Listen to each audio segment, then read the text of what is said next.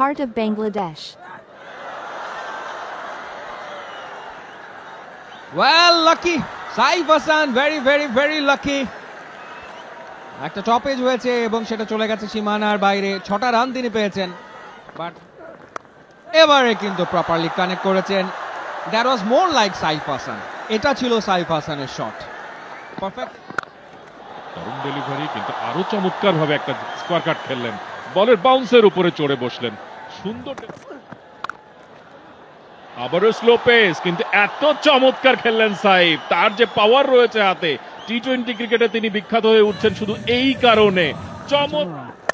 এবারে লেগেছে, এবারে কানেকশনটা সুইট, এবারে বাউন্ডারি, ওভার বাউন্ডারি।